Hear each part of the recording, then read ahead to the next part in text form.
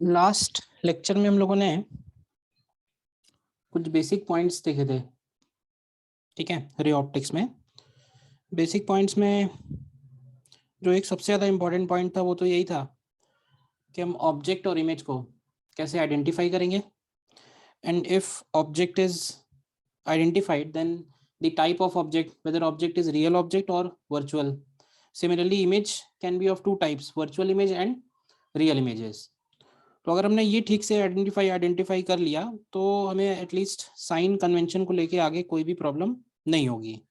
थोड़ा सा कॉन्सेप्ट हम लोगों ने शैडो फॉर्मेशन का भी देखा था, and then laws of reflection में एक पॉइंट तो यही था कि लॉज ऑफ रिफ्लेक्शन किसी भी सरफेसेस के लिए एप्लीकेबल है. हाँ, ये है कि उस पर्टिकुलर पॉइंट पे नॉर्मल हमें ड्रॉ करना पड़ेगा. नॉर्मल ऐसा हो सकता है कि हर पॉइंट पे अलग अलग हो. प्लेन मिरर में क्या होगा कि नॉर्मल हर जगह एक जैसा ही बनेगा, सेम डायरेक्शन में होगा. कर्व्ड सरफेस अगर होगी तो नॉर्मल का डायरेक्शन हर जगह अलग अलग आएगा.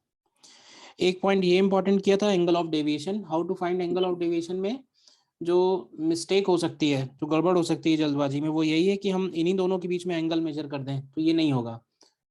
एंगल ऑफ डेविएशन निकालने के लिए हमको जो इनिशियल वाला रास्ता है, उसका इनिशियल पाथ, उसको हम एक्सटेंड करेंगे आगे, ठीक है. और एक्सटेंड करने के बाद देखेंगे कि वो कौन से पाथ पे डेविएट हो रही है, तो कितना एंगल वो रोटेट हो गई, क्लॉकवाइज और एंटी क्लॉकवाइज. तो अगर हमें एंगल ऑफ इंसिडेंस मालूम है तब तो हम डायरेक्टली लिख सकते हैं in terms of angle of incidence 180 minus 2i. But अगर कभी ऐसा होगा कि मल्टीपल रिफ्लेक्शंस होंगे, मल्टीपल रिफ्रैक्शंस होंगे, तो उस केस में हमें हर पॉइंट पे एक्सटेंड करके डेल्टा 1, एक्सटेंड करके डेल्टा 2, एक्सटेंड करके डेल्टा 3 मेजर करना पड़ेगा. फिर ऐड करने में ध्यान रखना होगा कि क्लॉकवाइज और एंटी क्लॉकवाइज सब्ट्रैक्ट होंगे, एक साथ सेम डायरेक्शन वाले ऐड हो जाएंगे. और एक लास्ट पॉइंट ये देखा था, rotation of mirror and rotation of incident raise. तो अगर इंसिडेंट रे रोटेट हो रही है थीटा एंगल पे, तो रिफ्लेक्टेड रे भी थीटा एंगल पे ही रोटेट होगी, डायरेक्शन लेकिन अपोजिट होगा.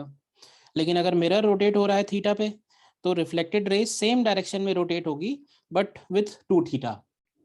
तो वही सेम टू सेम रिजल्ट हमने एक्सटेंड कर दिया फॉर एंगुलर स्पीड. बोलिए. तो अभी आज हमें पहले तो जितनी बातें हुई थी उनको थोड़ा सा यूज करना है कुछ एक प्रॉब्लम्स में, क्यों भाई.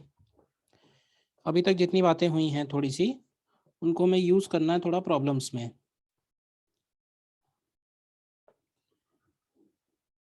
तो देखिए मैं कुछ क्वेश्चंस दे रहा हूँ, उन्हीं को पहले अटेम्प्ट करिए आप.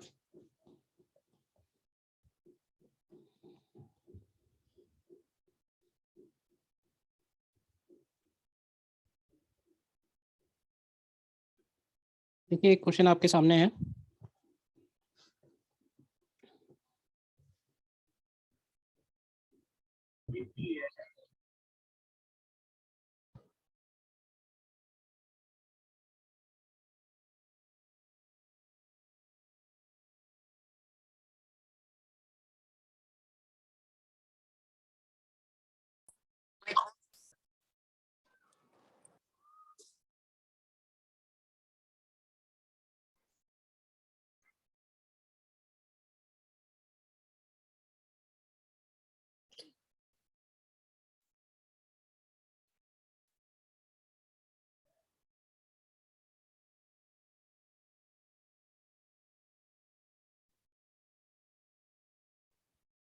वो जैसा जैसा कहता जा रहा है वैसे वैसे ड्रॉ करो. सबसे पहले तो कह रहा है कि two plane mirrors M1 and M2 have length of 20 metre each and they are 10 centimetre apart. Parallel plane mirrors, तो दोनों प्लेन मिरर्स जो है वो एक दूसरे के पैरेलल हैं. सब फर्स्ट ऑफ ऑल तो सपोज एक प्लेन मिरर हम ऐसे ले लेते हैं एंड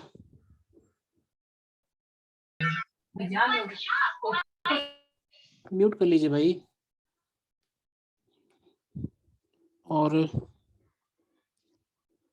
दूसरा प्लेन मिरर उसी के ठीक सामने है at a separation of 10 centimetre. ठीक है, ये पूरा का पूरा लेंथ हमको गिवन है. दिस लेंथ इज 20 मीटर्स और इन दोनों के बीच का सेपरेशन गिवन है 10 सेंटीमीटर।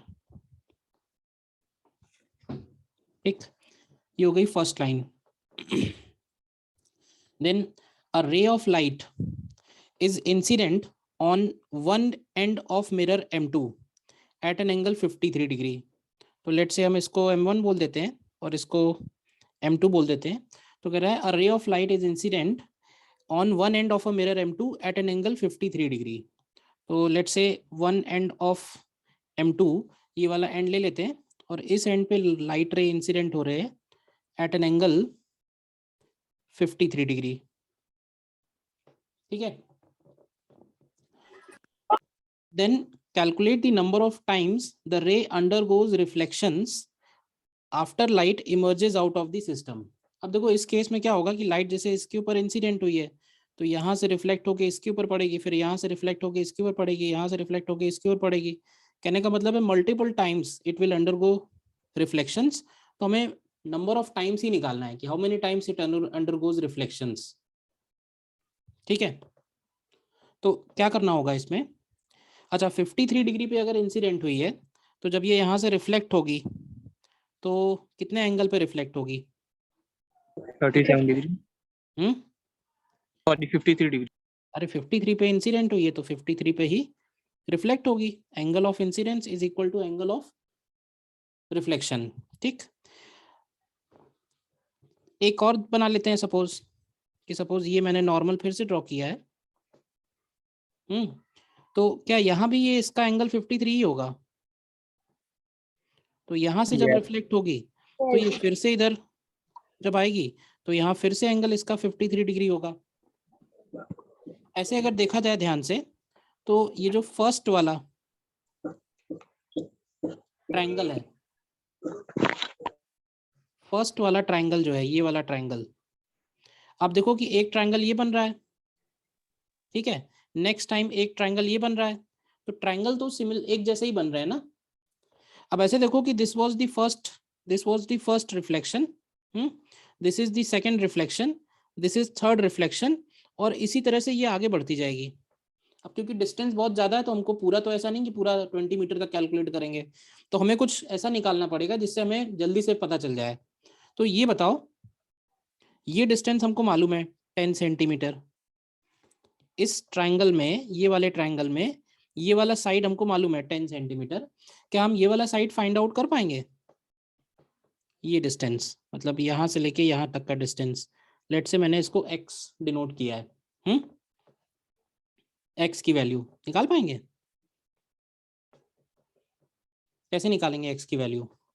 तो x की वैल्यू निकालने के लिए क्या कर सकते हैं, इस ट्रायंगल में हम लोग tan 53 यूज कर सकते हैं। tan 53 क्या बनेगा, परपेंडिकुलर अपॉन बेस। बताइए कहीं डाउट हो तो tan 53 degree is equal to perpendicular x है एंड बेस की वैल्यू 10 सेंटीमीटर में ही रख देते हैं, और tan 53 की वैल्यू हमको गिवन है, tan 53 की वैल्यू कितनी है 4/3। तो यहाँ से x का वैल्यू कितना आएगा, तो x का वैल्यू आएगा 40/3 सेंटीमीटर।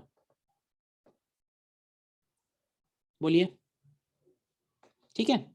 अब ये देखो ऐसे बोल सकते हैं फॉर एवरी x, अगर ये वाला डिस्टेंस x है तो क्या ये डिस्टेंस भी x होगा, फिर ये जब इधर टकराएगा तो फिर से x होगा। तो ऐसे बोल सकते हैं कि for every x it will undergo one reflection. हमें ये पता करना है कि इस 20 मीटर में टोटल कितने x पड़ेंगे। इस तरह से हर x के बाद वो एक रिफ्लेक्शन कर रही है, ठीक है। तो नंबर ऑफ रिफ्लेक्शंस कैसे लिख सकते हैं डायरेक्टली, बताइए। नंबर ऑफ, सर इसके अंदर जितना भी बेस बनते जाएगा उसको ऐड कर देना है। हाँ बट हमें ट्रायंगल निकालना जैसे है कि नंबर ऑफ टाइम्स कितने बेस बनेंगे इस तरह से, how many bases will form. तो टोटल डिस्टेंस कितनी है 200 मीटर है, तो सॉरी 20 मीटर है, तो 20 मीटर को भी हम चाहें तो सेंटीमीटर में कन्वर्ट कर लें and then divided by x, ठीक है। तो ये हो जाएगा 2000 एंड डिवाइडेड बाई 40/3। तो देखिए कितना आ जाएगा ये 2000 डिवाइडेड बाई 40/3।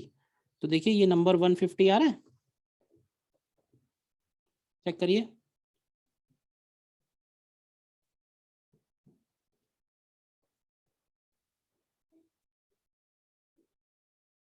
Yes, sir. 150 आ रहा है? Yes, sir. तो आंसर क्या हो जाएगा इसका? तो भाई नंबर ऑफ रिफ्लेक्शंस 150 ही बोल सकते हैं।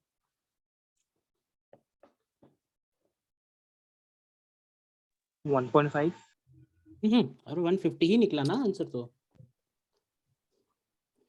लेकिन अगर लेंथ को मीटर में कन्वर्ट करेंगे तो 1.5 आ जाएगा ना फिर। मीटर में क्यों कन्वर्ट करेंगे बेटा? नंबर ऑफ रिफ्लेक्शंस है ना, नंबर है ये तो सिंपली।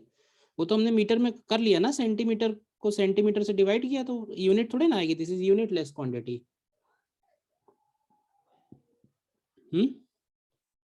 तुम x को मीटर में कन्वर्ट कर लो, Yes, sir. 150 को सेंटीमीटर में कन्वर्ट करो, 150 आएगा।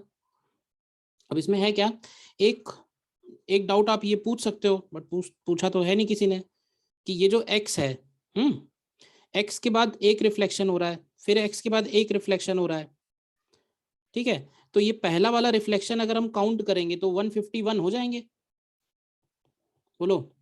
लेकिन 151 नहीं होगा आंसर, आंसर 150 होगा। क्योंकि अगर हमने ऐसे सोचो कि इसका जो डिवीजन आ रहा है ना, डिवाइड करने के बाद ये होल नंबर बच रहा है। होल नंबर बचने का मतलब ये है कि अगर ये फर्स्ट वाले मिरर पे टकरा रहा है ना, तो थोड़ा सा तो आगे होगा ना, उस कॉर्नर से थोड़ा सा आगे होगा, तभी तो इससे कोलाइड हो रहा है, टकरा रही है रे। तो अगर ये इस कॉर्नर से थोड़ा सा आगे है, तो इसका मतलब है कि लास्ट में जो रे निकल रही होगी ना इधर से, तो वो इस कॉर्नर से थोड़ा आगे होगी, तो रिफ्लेक्ट नहीं हो पाएगी। तो इसीलिए नंबर ऑफ रिफ्लेक्शंस हम 150 ही बोलेंगे, 151 नहीं बोलेंगे। बोलिए, क्वेश्चन क्लियर हुआ या नहीं? सर फिर से बताइए प्लीज। कौन सा पॉइंट फिर से बताना है? पूरा क्वेश्चन फिर से बताना है? नहीं सर, ये 151 क्यों नहीं होगा? 151 मैंने इसलिए बोला कि देखो हो क्या रहा है ना, अगर 20 में जब हम x से डिवाइड कर रहे हैं, 20 डिवाइडेड बाई x कर रहे हैं, तो ये वैल्यू होल नंबर बच रही है 150। तो 150 का मतलब ये हुआ कि इसके अंदर 150 गैप्स होंगे। तो अगर हम फर्स्ट वाला रिफ्लेक्शन भी काउंट करते हैं, तो फर्स्ट रिफ्लेक्शन के बाद देखो ना, एक x के बाद दूसरा रिफ्लेक्शन है ना, एक और x के बाद तीसरा रिफ्लेक्शन है। तो इसी तरह से 150 टाइम्स x के बाद 151 रिफ्लेक्शन होगा। लेकिन वो जो 151 रिफ्लेक्शन होगा वो हो नहीं पाएगा, क्योंकि वो यहाँ से जस्ट टच करते हुए निकल जाएगी, इससे टकराएगी नहीं वो। क्यों? क्योंकि यहाँ से यहाँ अगर पहला वाला रिफ्लेक्शन इससे टकरा रही है, पहली वाली रे इससे टकरा रही है, तो इस कॉर्नर से थोड़ा आगे होगी वो, तभी कोलाइड हो पा रही है ना। एकदम कॉर्नर थोड़े ना होगा, कॉर्नर से थोड़ा अंदर होगी ना रे। तो अगर वो इधर से थोड़ा अंदर होगी, तो उतना ही डिस्टेंस जब हम इधर से आगे बढ़ाएंगे तो फिर वो इधर से बाहर निकल जाएगी। तो इसलिए लास्ट वाला काउंट नहीं होगा, पहला वाला काउंट हो रहा है तो लास्ट वाला काउंट नहीं होगा। Okay sir.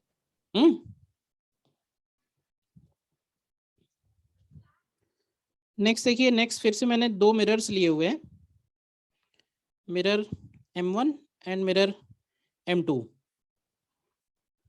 ठीक है। इनके बीच में एंगल थीटा है।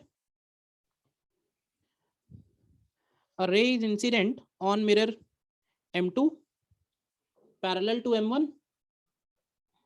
तो हमें इसमें फाइंड करना है, find angle theta, find angle theta between M1 and M2 such that a ray which is incident parallel to M1 finally leaves parallel to M2। मतलब पैरेलल टू M1 इंसिडेंट हो रही है, तो पहले M2 पे टकरा रही है, M2 पे रिफ्लेक्ट होने के बाद किस पे टकराएगी? ये M1 पे। तो कह रहा है कि M1 पे टकराने के बाद जब ये बाहर निकले, तो ये जो लाइट रे होनी चाहिए ये किसके पैरेलल होनी चाहिए? M2 के पैरेलल होनी चाहिए।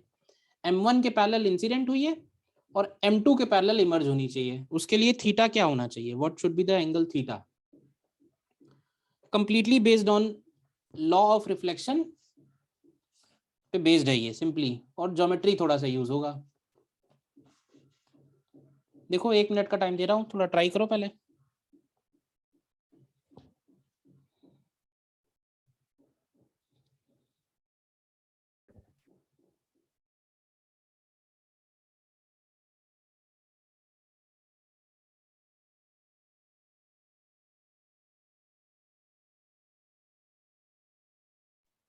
सर दोनों इंसिडेंट और रिफ्रैक्टेड एंगल ऐड हो जाएंगे तो थीटा मिल जाएगा। फाइंड करिए फाइनली।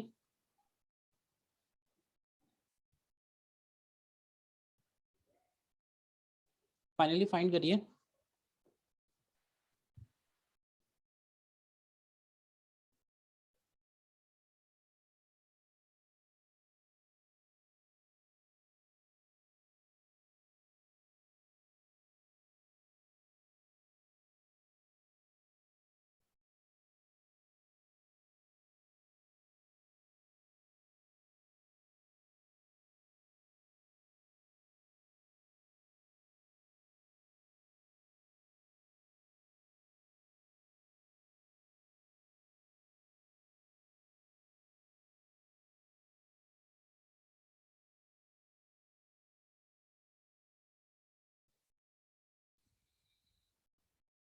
तो जैसा पहले दिमाग में आता जा रहा है वैसा वैसा करते जाओ। सबसे पहले तो ये बात दिमाग में आनी चाहिए ना कि अगर ये M2 पे स्ट्राइक कर रही है तो आफ्टर रिफ्लेक्शन फ्रॉम M2 ये कुछ इधर की तरफ आएगी। बोलिए, इसमें तो कोई डाउट नहीं, ठीक है। और फिर क्वेश्चन में क्या कह रहा है? क्वेश्चन में कह रहा है कि आफ्टर रिफ्लेक्शन फ्रॉम M1 ये कैसे निकले? ये पैरेलल टू M2 निकल जाए। मतलब ध्यान से समझना, इनिशियली जब ये आ रही है तो ये किसके पैरेलल है? It is parallel to M1 and finally when it emerges out then it is parallel to M2। मतलब ये वाली लाइन इस लाइन के पैरेलल है और ये वाली लाइन इस लाइन के पैरेलल है। ये दोनों भी पैरेलल हैं और ये दोनों भी पैरेलल हैं। ये क्वेश्चन की डिमांड है, ठीक। अब मुझे एक बात का जवाब दो, अगर ये वाली लाइन और ये लाइन पैरेलल है और ये वाला एंगल थीटा है तो ये वाला एंगल कितना होगा? थीटा। थीटा। थीटा होगा, ठीक है। Sir very good. टोटल 60 आएगा क्या? हाँ आंसर 60 आएगा, ठीक है। देन दूसरा क्वेश्चन का जवाब देना, ये वाली लाइन और ये वाली लाइन पैरेलल है। अगर ये एंगल थीटा है तो ये वाला एंगल कितना होगा? थीटा। थीटा। क्या ये भी थीटा होगा? ठीक है। अब ये बताओ कि लॉज ऑफ रिफ्लेक्शन क्या बोलते हैं कि अगर लाइट रे इधर से रिफ्लेक्ट हो रही है, इधर से रिफ्लेक्ट हो रही है, इधर से थीटा एंगल बना रही है, तो इधर से कितना एंगल बनाना चाहिए? क्या ये भी थीटा होना चाहिए? और इसी तरह अगर यहाँ पे रिफ्लेक्ट हो रही है और यहाँ से इसका एंगल थीटा बन रहा है तो क्या ये वाला एंगल भी थीटा होगा? तो अल्टीमेटली ये वाला भी थीटा आ गया और ये वाला भी थीटा आ गया। देखो ये बात, पहले सब एंगल इक्वली आ गए, देखो ध्यान से तो। बट इक्वल होने के रीजन अलग अलग हैं। पहले जो थीटा लिखा था वो पैरेलल रेस के हिसाब से लिखा था और बाद में जो मैंने इधर वाले थीटा लिखे हैं वो लॉज ऑफ रिफ्लेक्शन के हिसाब से लिखा है। तो क्या ये एक ट्रायंगल बन रहा है? इस ट्रायंगल के अंदर इन तीनों एंगल्स का वैल्यू थीटा थीटा थीटा आ रहा है। तो क्या ऐसे बोल सकते हैं कि 3 theta must be equal to 180 degree, hence theta is equal to 60 degree. बोलिए, क्लियर है? Yes sir. जैसे जैसा जैसा क्वेश्चन में बोल रहा है वैसे वैसे आगे प्रोसीड करो, ठीक है ना। फिर उसके बाद पता चल जाएगा कि क्या कैसे मैथ्स थोड़ी सी लगानी है। ज्योमेट्री तो है ही, देखो इस चैप्टर में प्लेन मिरर में थोड़ी ज्योमेट्री ज्यादा है, बाकी आगे के पार्ट्स में उतनी नहीं है। मतलब प्लेन मिरर ऐसे देखा जाए तो प्लेन मिरर सबसे डिफिकल्ट है, बाकी सब आसान है बिकॉज ऑफ मैथमेटिक्स। क्लियर है? बोलिए question.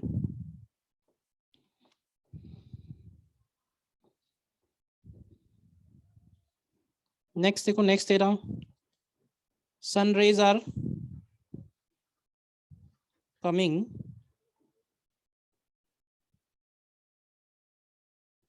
at an angle 60 degree with vertical. तो क्वेश्चन है at what angle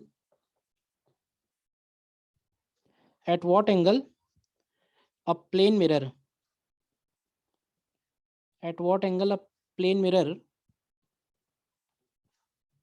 should be kept to divert all rays to illuminate bottom of a well. At what angle a plane mirror should be kept to divert all the rays to illuminate bottom of a well?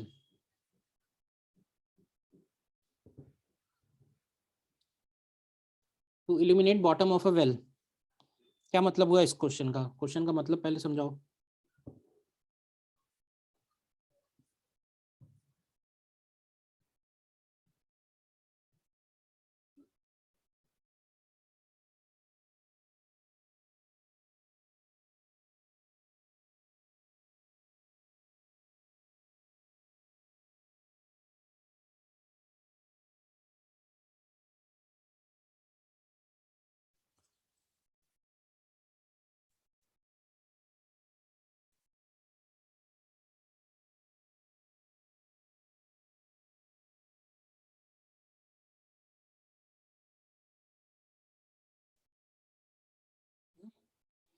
Question का क्या मतलब है भाई? Sun rays. तो let's say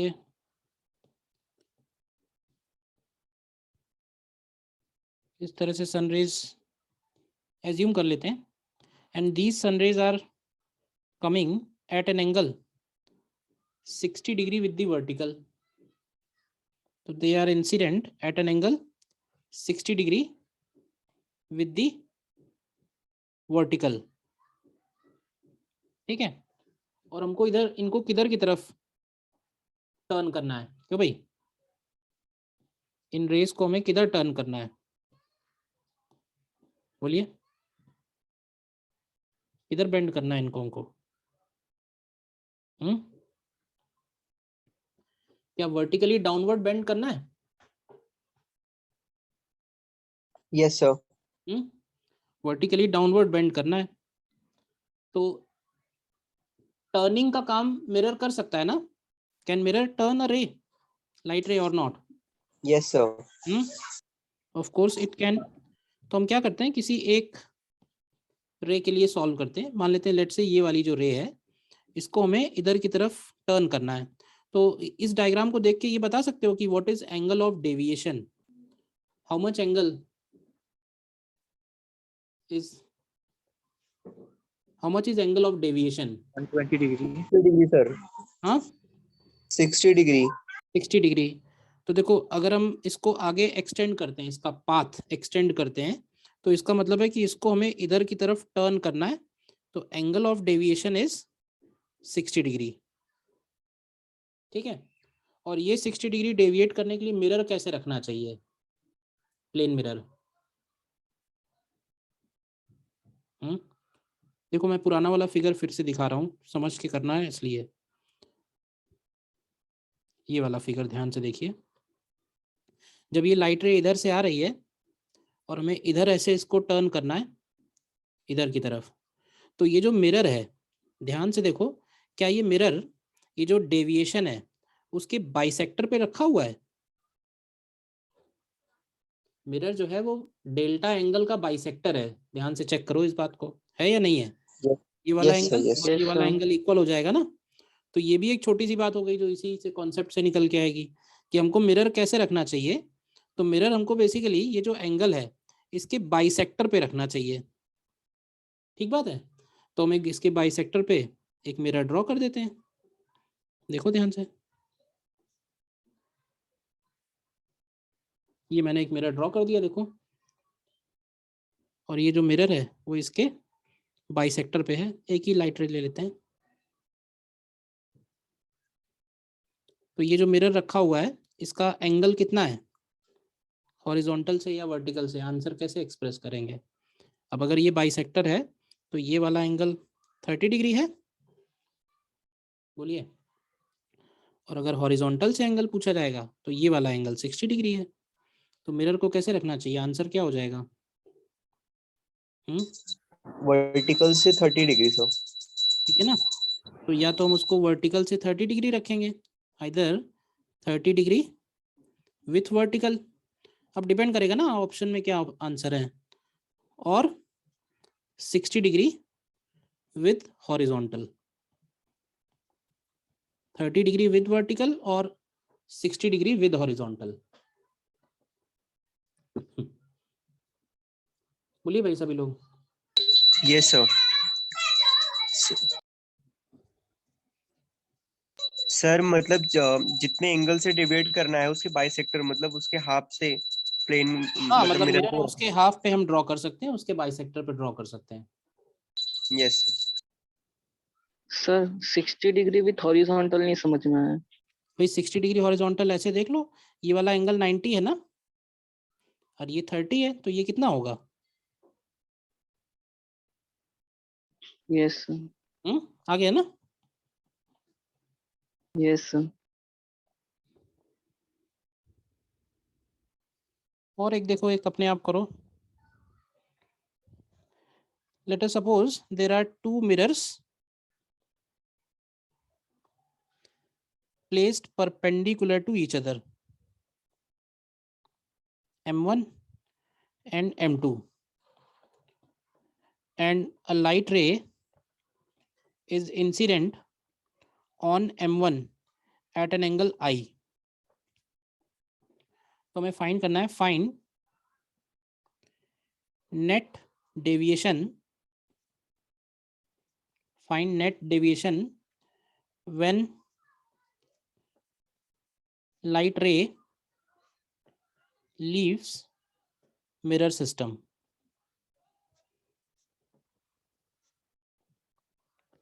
After two successive reflections. After two successive reflections.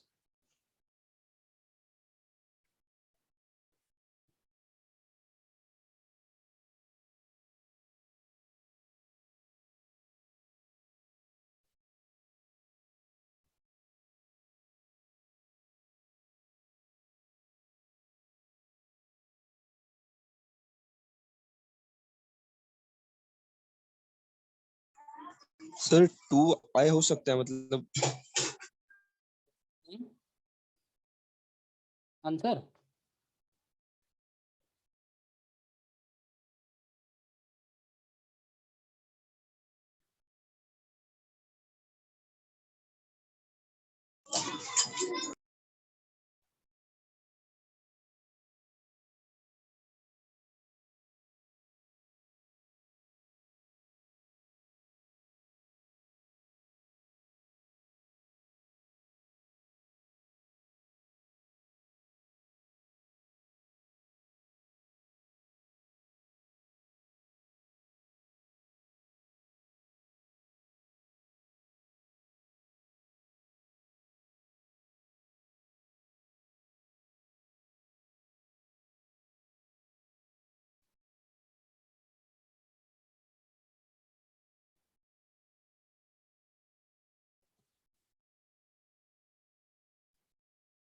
नहीं भाई, कोई answer दे। Yes sir, trying sir. Okay.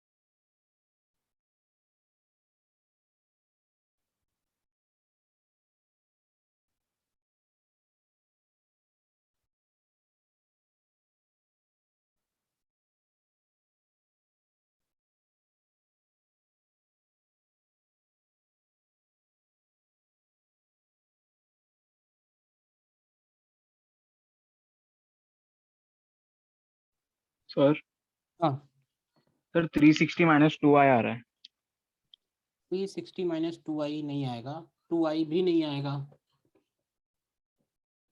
Sir दोनों एंगल ऑफ इंसिडेंस अलग अलग होगा जब सेकंड रिफ्लेक्शन करेगा। हाँ अलग आएगा, तो कैलकुलेट करना पड़ेगा। नहीं, 180 माइनस 4i भी नहीं है आंसर।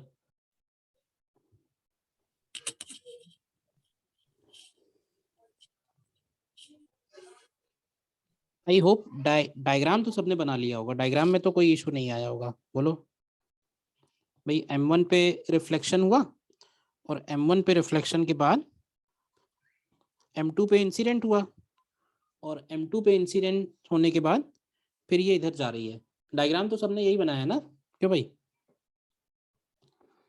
अब अच्छा ये बताओ ध्यान से देख के। After two successive reflections now, हाँ, तो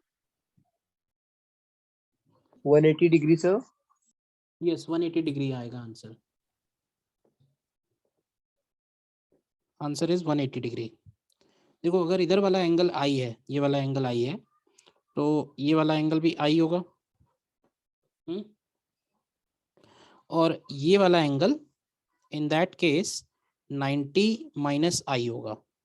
ये कैसे आया भाई? ये वाला आई है तो इधर वाला एंगल कितना होगा? इधर वाला एंगल 90 माइनस आई होगा। और ये एंगल इक्वल होंगे ना, ये लाइन और ये लाइन पैरेलल है ना। तो अगर इधर एंगल 90 माइनस आई है तो इधर वाला एंगल भी, ये वाला एंगल भी 90 माइनस आई होगा। तो अब एक्चुअली देखा जाए तो डेविएशन 2 बार हो रहा है। तो डेविएशन निकालने का प्रोसेस क्या बताया गया है कि जो इसका इंसिडेंट डायरेक्शन है उसको आगे बढ़ाओ और फिर ये देखो कि ये फर्स्ट डेविएशन में कितना टर्न हुई, डेल्टा 1। और सिमिलरली सेकेंड वाली रे को आगे बढ़ाते हैं। सेकेंड वाली रे को आगे बढ़ाएंगे तो सेकेंड डेविएशन में कितना टर्न हुई, डेल्टा 2। अगर आप डेल्टा 1 का वैल्यू लिखोगे डायरेक्टली तो we can write it as 180 minus 2i because I is angle of incidence and this delta 1 is clockwise. Similarly delta 2 is also, formula तो यही रहेगा बट i की जगह 90 माइनस आई आएगा। 180 माइनस 2i होता है फॉर्मूला, बट उस i की जगह क्या लिखना होगा? ये वाला एंगल लिखना होगा ना, एंगल ऑफ इंसिडेंस 90 माइनस आई। तो ये वैल्यू अगर कैलकुलेट करोगे तो ये वैल्यू 2i के इक्वल आएगी and this is also clockwise. तो जब हम बोलेंगे नेट डेविएशन, डेल्टा नेट, तो डेल्टा नेट के केस में ये दोनों डेल्टा ऐड हो जा रहे हैं क्योंकि डायरेक्शन दोनों का सेम है। और 180 माइनस 2i और 2i ऐड होंगे तो 180 डिग्री ही आ जाएगा। और 180 डिग्री आने का मतलब ये होगा कि hence it leaves anti parallel to the incident ray, anti parallel to the incident ray. और एक और मैं आपको खास बात बताऊं कि जो डायग्राम है, क्वेश्चन तो है ही है ये, but this is also basic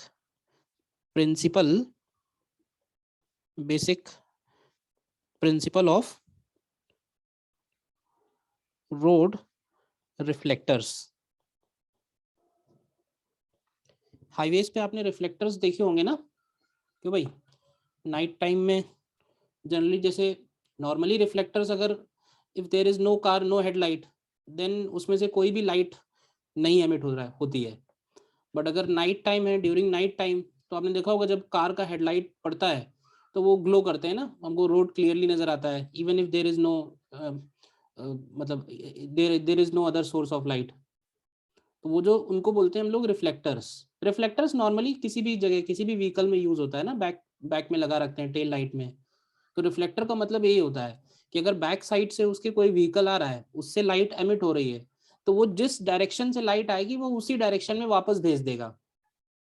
मतलब कार ड्राइवर उसी कार से लाइट एमिट भी होगी और वापस से उसी कार ड्राइवर के पास पहुंच भी जाएगी, तो उसको वो पता चल जाएगा कि उस पर्टिकुलर पॉइंट पे रिफ्लेक्टर लगा हुआ है। ठीक है ना। So this is the basic principle of road reflectors. खास बात यही है, आप देखो कि this angle is 180 degree and it does not depend on angle of incident. The angle is 180 degree, मतलब ये है ना कि जिस भी डायरेक्शन से आ रही है उसी डायरेक्शन में वापस जा रही है, यही तो है मतलब। जिस भी डायरेक्शन से लाइट आ रही है उसी डायरेक्शन में वापस जा रही है, irrespective of the incident direction. Clear है? इसको रोड रिफ्लेक्टर कैसे बोल रहे हैं? Yes. Yes, sir. Sir, please explain again. इसमें मैंने ये बोला कि दिस एंगल इज, मतलब डेल्टा 1 डेल्टा 2 बताना है या क्या बताना है? Yes, sir. एंगल आई पे अगर ये इंसिडेंट हो रही है तो ये एंगल आई हो गया, और जब ये यहाँ से रिफ्लेक्ट होगी तो ये वाला एंगल भी आई होगा। ये तो लॉज ऑफ रिफ्लेक्शन ही हो गया। अब अगर आई एंगल पे कोई भी लाइट रे इंसिडेंट हो रही है, तो ऐसे देखो कि उसका जो एंगल ऑफ डेविएशन होगा उसको हम लोग डायरेक्ट इस फॉर्मूले से लिख सकते हैं ना, 180 minus 2i, where I Yes, sir. Angle of incidence. ठीक है, फिर इसको हमने आगे बढ़ाया तो ये m2 पे इंसिडेंट हुई। अब जब ये m2 पे इंसिडेंट होगी तो ये वाला एंगल आई नहीं होगा, ठीक है ना। तो ये एंगल 90 माइनस आई है। तो ये 90 माइनस आई कैसे कैलकुलेट किया है? क्योंकि ये वाला एंगल और ये वाला एंगल इक्वल है, देखो ध्यान से, तो ये एंगल और ये एंगल इक्वल होंगे ना, ऑल्टरनेट एंगल्स होंगे। तो ये आई है तो इधर वाला एंगल कितना होगा, 90 माइनस आई, तो ये भी 90 माइनस आई हो गया। और रिफ्लेक्शन हो रहा है तो इधर से भी एंगल 90 माइनस आई हो गया। तो अगर इस पॉइंट पे एंगल ऑफ इंसिडेंस आई है तो इस पॉइंट पे एंगल ऑफ इंसिडेंस 90 माइनस आई है।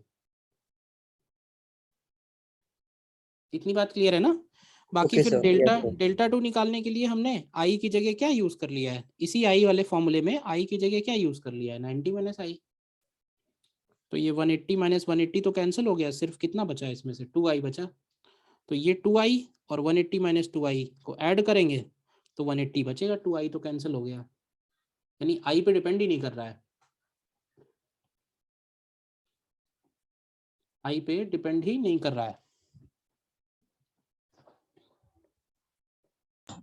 सर हाँ बोलिए। सर अगर ये एंगल ऑफ इंसिडेंस और एंगल ऑफ रिफ्लेक्शन जो है m1 m2 सर, जैसे रिफ्लेक्शन में 2i है, हाँ अगर वो पैरेलल होता दोनों एक दूसरे से तो सर वो वाला भी 2i हो सकता था ना, m2 वाला डेल्टा 2। हाँ, अगर आई का वैल्यू 45 होता तब हो सकता था, only for I 45 in one case. Sir ऐसा है क्या, डेल 1 और डेल 2 जो है वो 90 डिग्री है? हाँ, उस केस में 90 हो जाता है, लेकिन अभी जरूरी नहीं है, अभी तो कुछ भी एंगल हो सकता है डेल 1 एंड डेल 2। अभी आई पे डिपेंडेंट होंगे। फॉर एग्जांपल आप आई को 30 डिग्री लेके दोबारा से डायग्राम बनाओ, फिर आई को 60 डिग्री लेके एक और डायग्राम बनाओ, तो दोनों डायग्राम अलग अलग आएंगे, डेल्टा 1 डेल्टा 2 की वैल्यू भी अलग अलग आएगी। मैंने इसको आई लेके इसलिए सॉल्व किया क्योंकि मुझे यही बताना था कि जो एंगल आएगा फाइनल आंसर, वो फाइनल आंसर आई पे डिपेंड ही नहीं कर रहा है, क्योंकि ये एक इंपॉर्टेंट पॉइंट है ना।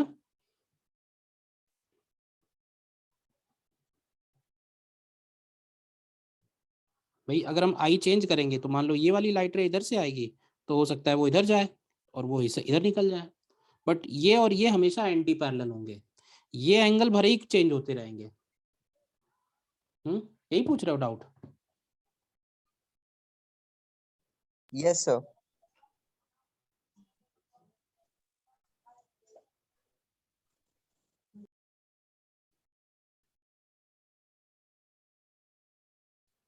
ठीक है, बोलिए। Yes, sir. डेविएशन के ये 2-3-4 एप्लीकेशन थे, ठीक है। आगे बढ़ते हैं फिर हम लोग और।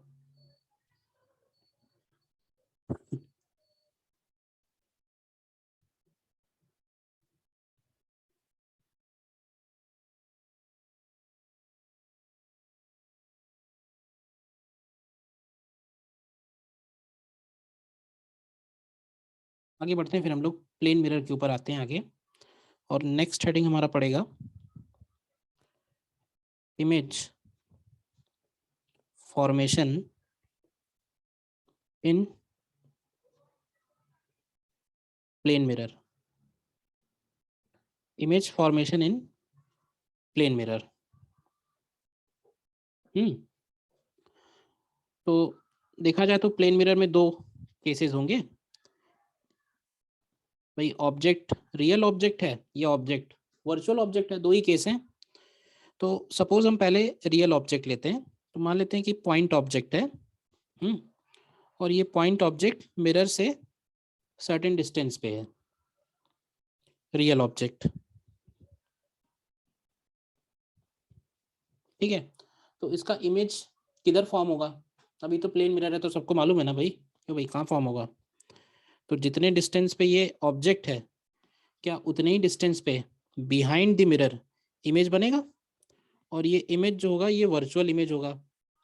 कैसे पता करेंगे कि वर्चुअल है? तो देखो, अगर हम एक लाइट रे इधर इंसिडेंट करते हैं, एक लाइट रे इधर इंसिडेंट करते हैं, तो जब ये लाइट रे रिफ्लेक्ट होगी, तो रिफ्लेक्ट होने के बाद जब इसको हम बैक ट्रेस करेंगे, तो बैक ट्रेस करने पे ये कौन से पॉइंट पे मीट होगी, वही पॉइंट इसका इमेज बन जाएगा। देखो, यस सर। ठीक है। और दूसरा केस बनेगा इसमें, इनफैक्ट क्या होगा ना, डायग्राम सेम ही होगा, तो मैं एग्जैक्ट फिगर कॉपी कर लेता हूँ। सेम ही डायग्राम होगा, एग्जैक्ट सेम। फर्क क्या होगा, डायग्राम एग्जैक्टली सेम होगा, और ये जो लाइट रेस की जो डायरेक्शन है, केवल ये डायरेक्शन चेंज होंगी। देखो तो अब इस बार क्या होगा कि जो इंसिडेंट रे है, इंसिडेंट रे कैसी होगी, कन्वर्जिंग। अगर इंसिडेंट रे कन्वर्जिंग है तो इस पॉइंट पे कैसा ऑब्जेक्ट बनेगा, virtual object. Sir can you please repeat?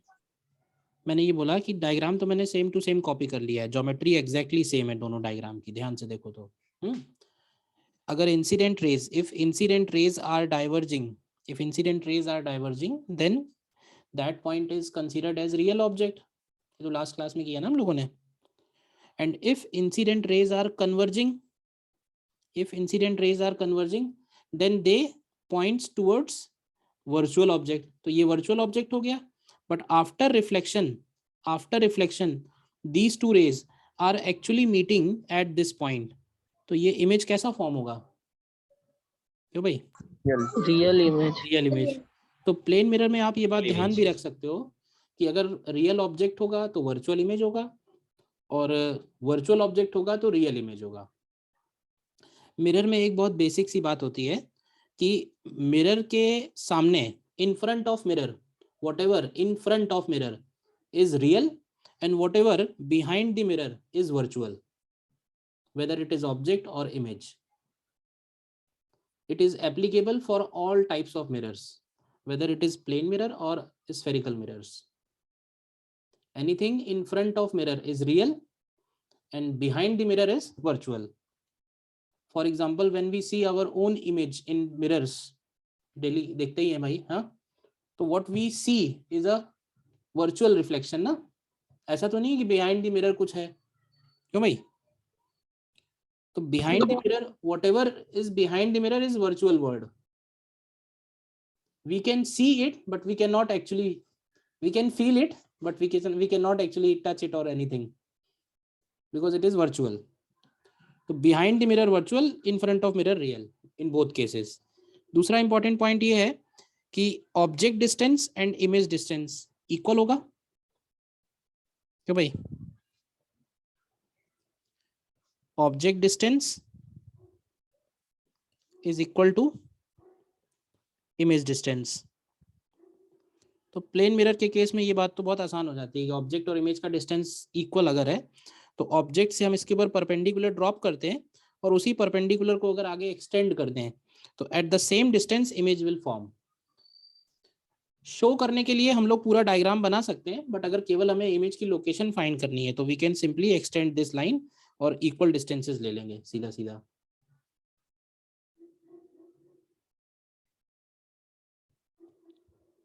ठीक है,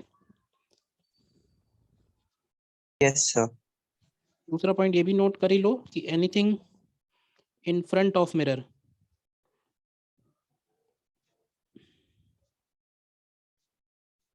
is real and behind the mirror, it is virtual. Sir ये नहीं समझ में आ रहा कि मतलब मिरर के पीछे कैसे बनता है इमेज और वर्चुअल होता है। मिरर के पीछे ऐसे होता है, देखो होता क्या है ना कि हम लोग जब सामने खड़े होते हैं क्यों भाई, तो हमको अपना इमेज दिखाई देता है। बट इमेज हमको क्यों दिख रहा है? इमेज हमको देखो हमको कोई भी ऑब्जेक्ट तब दिखता है, जैसे मान लो कि हम सामने कंप्यूटर रखा हुआ है या मोबाइल रखा हुआ है, तो हम उसको कैसे देख पा रहे हैं? हम उसको देख ऐसे पा रहे हैं कि वहां से रेज आ रही हैं और हमारी आईज में पड़ रही हैं। तो कोई भी ऑब्जेक्ट के दिखने की कंडीशन यही होगी कि वहां से रेज आनी चाहिए और हमारी आईज में पड़नी चाहिए। तो हो क्या रहा है कि अगर हम यहाँ सामने खड़े होंगे तो क्या ये जो रेज हैं ये हमारे पास आ रही है कि नहीं आ रही है? Yes sir. मैंने दो ही रेज बनाई है, but actually there are infinite rays ना, actually there are infinite rays. तो क्या ये सारी रेज आ रही हैं सामने या नहीं आ रही हैं? Yes sir. तो ये कहाँ से आ रही हैं? सर मिरर से। नहीं नहीं, मिरर से नहीं आ रही हैं, ऐसे वो पॉइंट बताओ कौन से पॉइंट से आ रही हैं? आई से आ सर रही है ना। Yes sir. तो इसको यही लगेगा कि आई पॉइंट पे कुछ रखा हुआ है, तो वही उसको दिखाई देगा। है कुछ नहीं वहां पे, लेकिन क्या है कि रिफ्लेक्शन की वजह से ऐसा हो रहा है। सर वो मतलब जो प्लेन मिरर होता है वो जो लाइट रेज होती हैं वो उसको क्रॉस कर सकती हैं। कहाँ क्रॉस कहाँ कर रही हैं? ये तो यहीं के यहीं वापस हो गई ना, इधर कुछ नहीं है, हाँ। उधर कुछ नहीं है ना। Yes. Even if it is a solid wall, मान लो ये सॉलिड वॉल है, तो भी तो मिरर इमेज तो बनेगी ना, because it is virtual, actual नहीं है ना ये।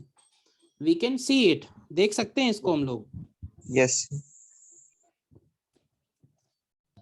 और सर और एक और चीज, वो प्लेन मिरर के पास कितने फोकस होते हैं सर? इनफाइनाइट। प्लेन मिरर के पास फोकस की बात नहीं करते हैं, अगर हमें फोकल लेंथ निकालना हो तो प्लेन मिरर का फोकल लेंथ हम लोग बोलते हैं इन्फिनिटी, अगर हमें हाँ। डिफाइन करना हो, ठीक है ना। अगर यस। स्फेरिकल मिरर की तरह बोले तो focal length of plane mirror is infinity.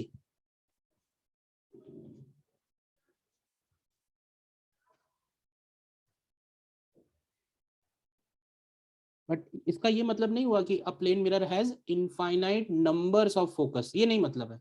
Focal length of plane mirror is infinity. Yes sir. Then next point is, suppose again there is a plane mirror, और देखो ऊपर जो ऑब्जेक्ट हम लोगों ने लिया ना, इसको हम लोग बोलते हैं पॉइंट ऑब्जेक्ट।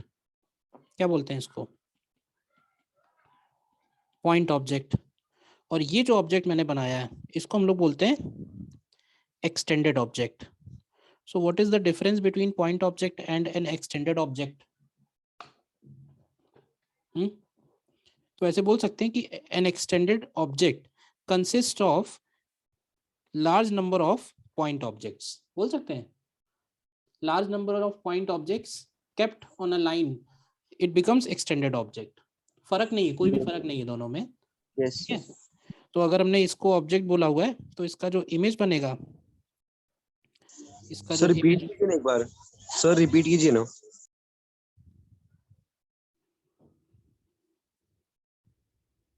एक सेकेंड,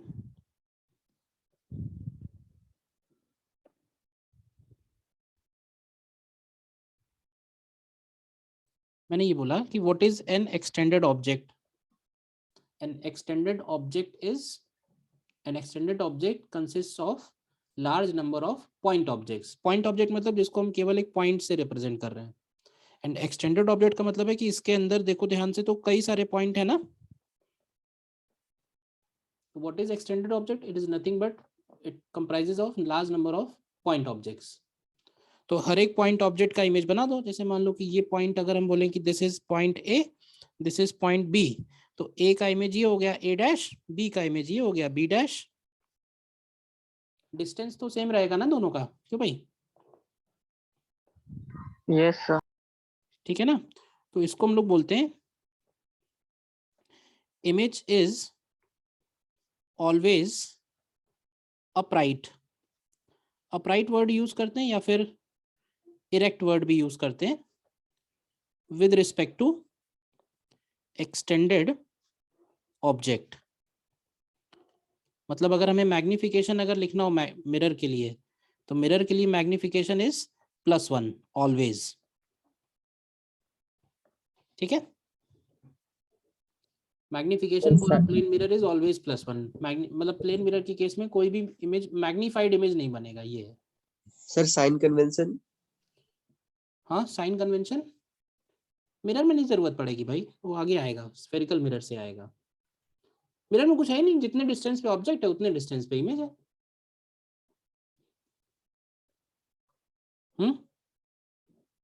ठीक है। Yes yes sir. अच्छा, अब एक बात जरा बताना मुझे, मैंने लास्ट वाला ऑब्जेक्ट तो एकदम सीधा सीधा ले लिया। सपोज अगर ऑब्जेक्ट इस टाइप का है AB, तो इसका इमेज कैसा बनेगा? ऑब्जेक्ट अगर राइट साइड में टिल्टेड है तो व्हाट अबाउट इमेज? सर उसका उल्टा बनेगा, रिफ्लेक्शन जैसा है, मतलब थोड़ा टेढ़ा बनेगा। हाँ, टेढ़ा बनेगा। कैसा टेढ़ा? मतलब सर राइट साइड में रहेगा टिल्ट। इधर ऐसा टिल्ट? लेफ्ट साइड में सर, लेफ्ट साइड उल्टा में। उल्टा वैसा वैसा उल्टा रहेगा।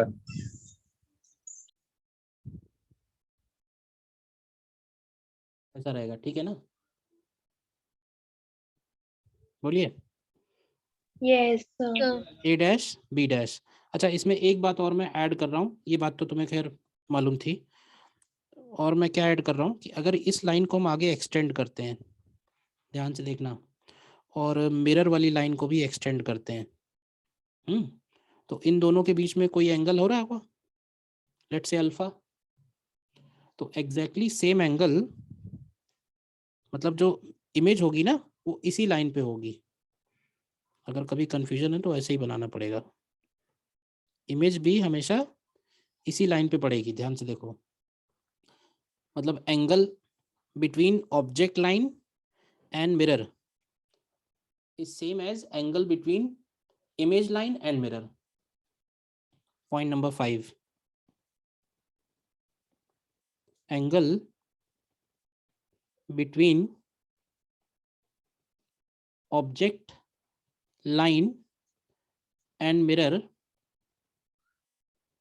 is same as angle between। Sir magnification is equal to +1 का मतलब क्या है? अरे बेटा माइक तुम्हारा कैसा है? अभी आ रहा हूँ। Same as angle between image sir line and mirror. Sir हाँ, सर यहाँ पे मिरर नॉर्मल जैसे काम कर रहा है ना? नॉर्मल जैसा काम नहीं कर रहा है, बाइसेक्टर जैसा काम कर रहा है। इस एंगल के लिए ये बाइसेक्टर जैसा काम कर रहा है।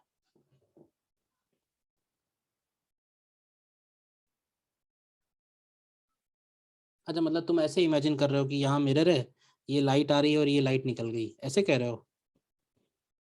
हाँ, तो बोल सकते हैं। हाँ सर वही बोल रहा था मैं। हाँ, बोल सकते हैं, बोल सकते हैं वैसा।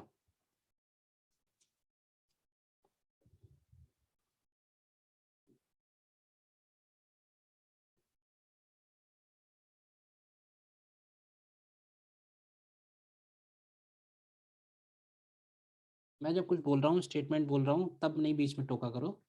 जब मैं पॉज लेता हूँ तब पूछा करो, ठीक है? क्या होता है ना, दिमाग में कुछ चल रहा होता है फिर भूल जाते हैं।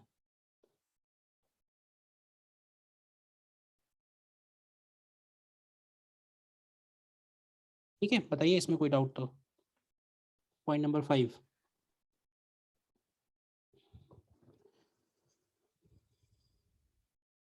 ठीक है। फिर देखो एक और next point, again suppose mirror है अगर, और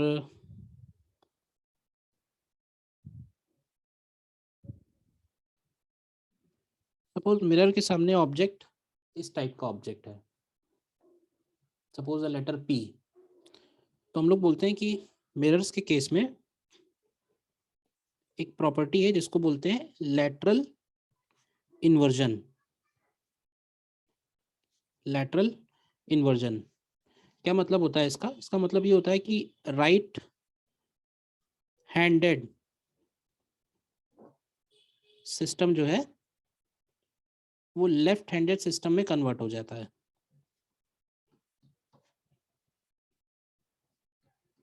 देखो सीधे सीधे वर्ड्स में बोले तो ये जो लेटर पी है ये इन्वर्ट हो जाएगा। कैसे इन्वर्ट होगा बताओ? क्यों भाई, लेटर पी किस तरह से इन्वर्ट होगा? क्या इसका जब इमेज बनेगा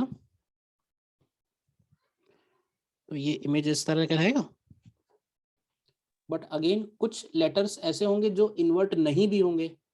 कौन कौन से लेटर्स इन्वर्ट नहीं होंगे? सी 0 0 0 O लेटर्स बोल रहा हूँ तो जीरो बोल रहे हो। M O सर O ओ नहीं होगा, A Capital I. आई नहीं होगा, ठीक है ना? There are letters which will get inverted and there are letters which will not get inverted. तो you understood what is lateral inversion in plane mirrors?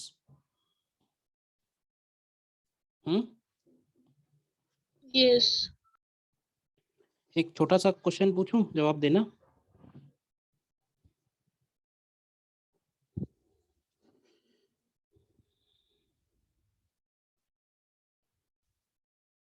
In image of a plane mirror,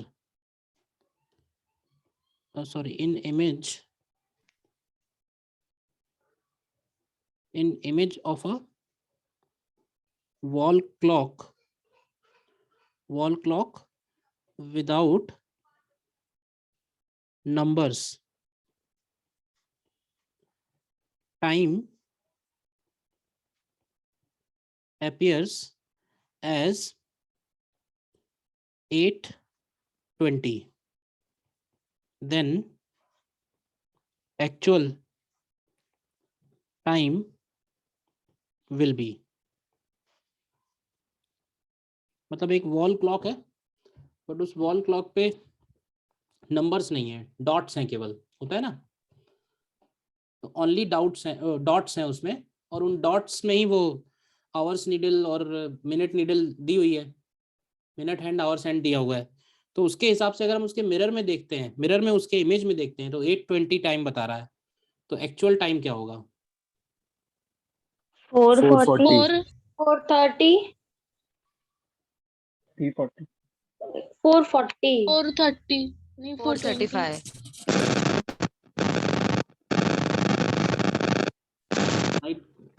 low chat पे लिख के भेज दो। बहुत disturbance है कुछ लोगों के माइक में, कुछ लोगों के बैकग्राउंड में बहुत डिस्टरबेंस है। इतने शोर में बैठ के कैसे पढ़ रहे हो आप लोग?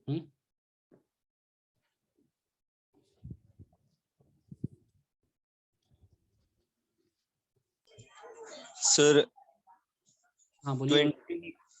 20 hours 8 minutes 20 आवर्स? अरे इसमें बताओ ना 12 फॉर्मेट में, क्या बोल सर रहे 340 हो? हम्म?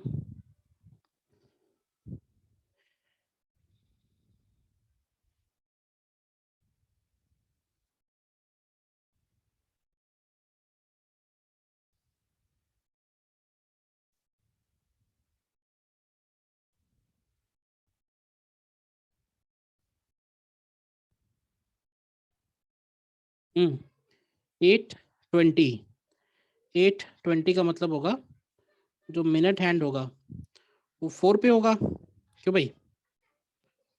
और आर हैंड जो होगा वो 8 और 9 के बीच में होगा। बताइए, करेक्ट ना? तो अगर हम इसका लैटरल इन्वर्जन लें, लैटरल इन्वर्जन, तो क्या कहोगे बताओ भाई? अगर हम इसका लैटरल इन्वर्जन लेते हैं तो क्या कहेंगे?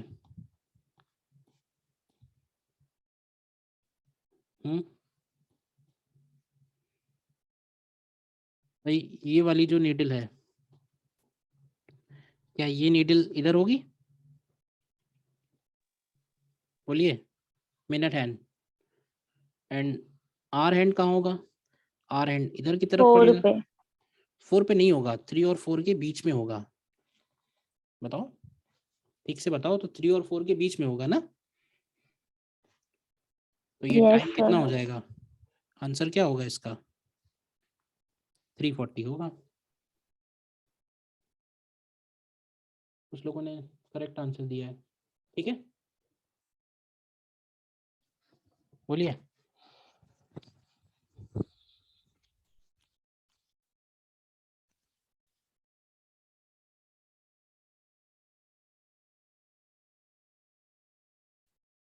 तो ये पॉइंट क्लियर है ना, what is lateral inversion?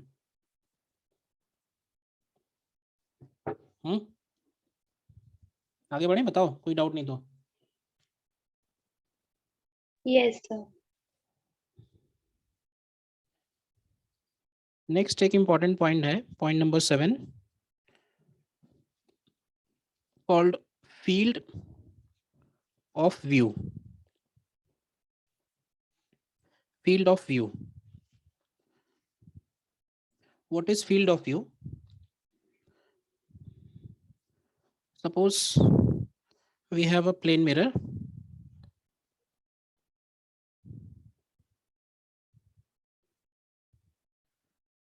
Of certain length, and there is an object in front of it. तो ये बताओगे कि इस ऑब्जेक्ट का जो इमेज होगा वो कहाँ पे बनेगा?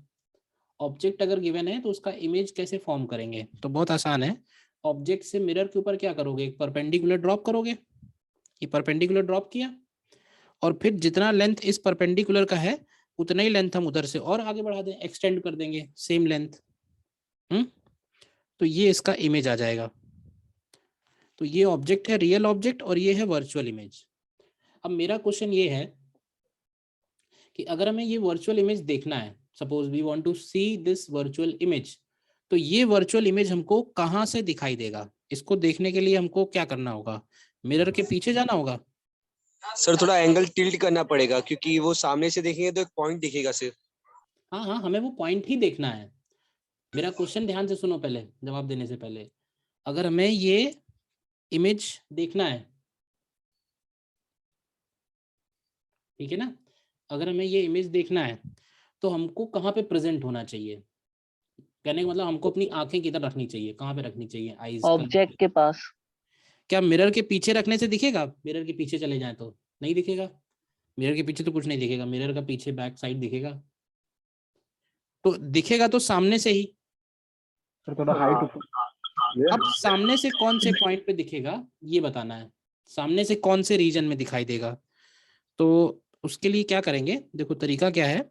इस ऑब्जेक्ट से हम लोग ऐसे दो रेज कंसीडर करेंगे जो मिरर को एकदम कॉर्नर पे हिट कर रहे होंगे, कॉर्नर पे। बाकी सारी जो रेज होंगी वो इनके बीच में ही होंगी। हमने जो रेज अभी ली हैं वो एकदम कॉर्नर पे हिट कर रही हैं, दिख रहा है? और इन रेज को अगर हम आफ्टर रिफ्लेक्शन बनाएं कि आफ्टर रिफ्लेक्शन ये कहाँ जा रही होंगी, देखो तो आफ्टर रिफ्लेक्शन ये कहाँ जा रही हैं, तो इनको ड्रॉ करते हैं आफ्टर रिफ्लेक्शन। तो आफ्टर रिफ्लेक्शन ये इधर जा रही है और ये इधर जा रही है। तो मैं ये बोलूँगा रिजल्ट इसका कि अगर हमें इस इमेज को देखना है तो हमको इन्हीं दोनों लाइंस के बीच में रहना होगा। हमको इन्हीं दोनों लाइंस के बीच में रहना होगा। अगर हम यहाँ से देखेंगे तो हमको ये इमेज नहीं दिखाई देगी, अगर हम यहाँ से देखेंगे तो हमको ये इमेज नहीं दिखाई देगी, यहाँ से देखेंगे तो हमको ये इमेज नहीं दिखाई देगी। हमें सिर्फ कहाँ से दिखाई देगी? क्योंकि बाकी सारी जो रेज होंगी ना, ये तो मैंने दो रेज बनाई है, कोई भी दो क्या बाउंड्री वाली बनाई है, एकदम कॉर्नर वाली। इसके अलावा भी होंगी ना रेज भाई, एक रे तो यही होगी परपेंडिकुलर वाली, फिर एक इधर से जा रही होगी, एक इधर से जा रही होगी, एक इधर से जा रही होगी, एक इधर से जा रही होगी। जो भी रेज होंगी इन्हीं दोनों रेज के बीच में ही होंगी। इसके इधर कोई रे नहीं होगी, इसके इधर कोई रे नहीं होगी। तो इस रीजन को, this region is called field of view of image. क्या बोलते हैं इसको? This region is field of view of image. और हमको इन्हीं दोनों लाइंस के बीच में रहना होगा। बताइए।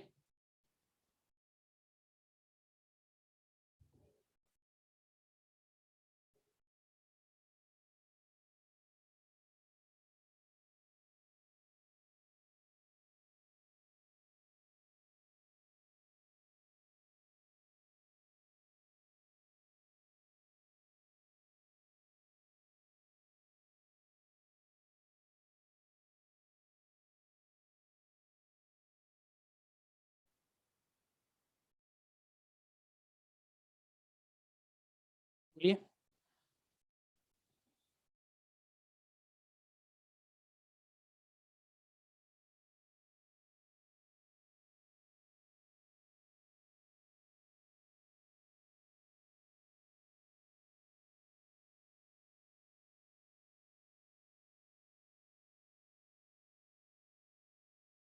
फील्ड ऑफ व्यू क्लियर हुआ या नहीं?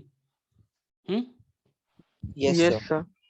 अच्छा ठीक है, क्लियर हुआ है तो चेक भी कर लेता हूँ क्लियर हुआ है या नहीं। लेट से ये मिरर है, और ये ऑब्जेक्ट है यहाँ पे, तो इसका फील्ड ऑफ व्यू ड्रॉ कर सकते हो। Draw field of view, draw field of view.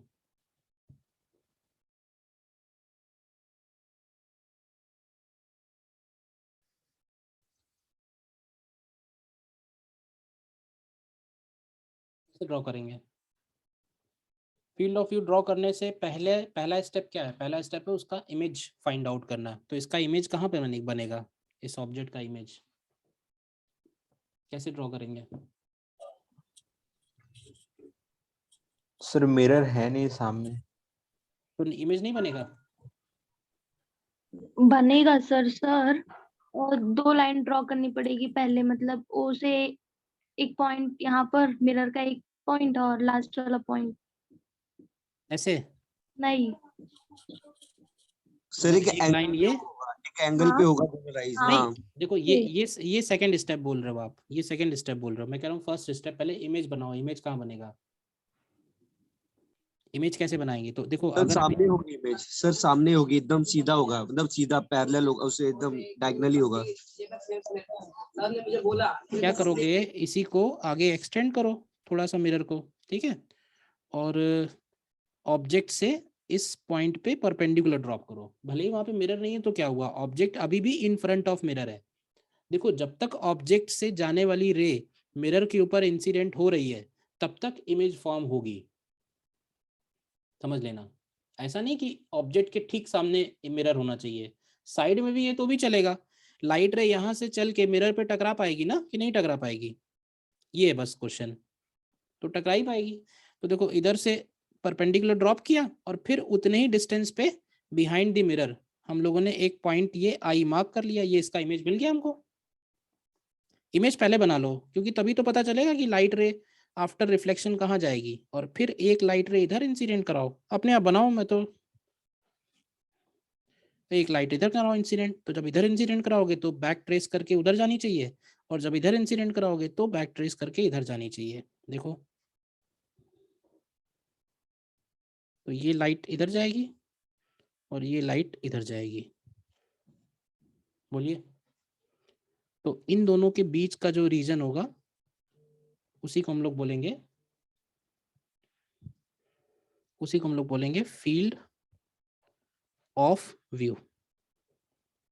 अगर हमें वो इमेज देखनी है तो हमें इन्हीं दोनों पॉइंट्स के बीच में रहना होगा। बोलिए। ठीक है। Yes sir.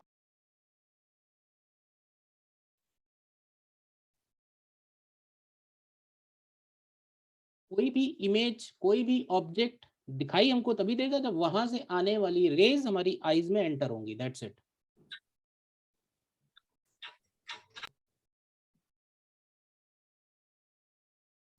हम्म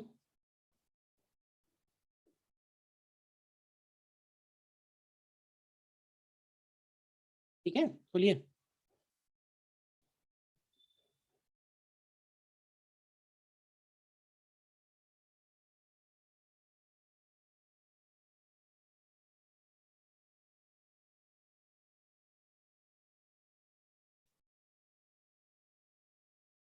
आपको एक छोटा सा पॉइंट और बताता हूँ, क्योंकि वो थ्योरेटिकल क्वेश्चन में पूछा जा सकता है।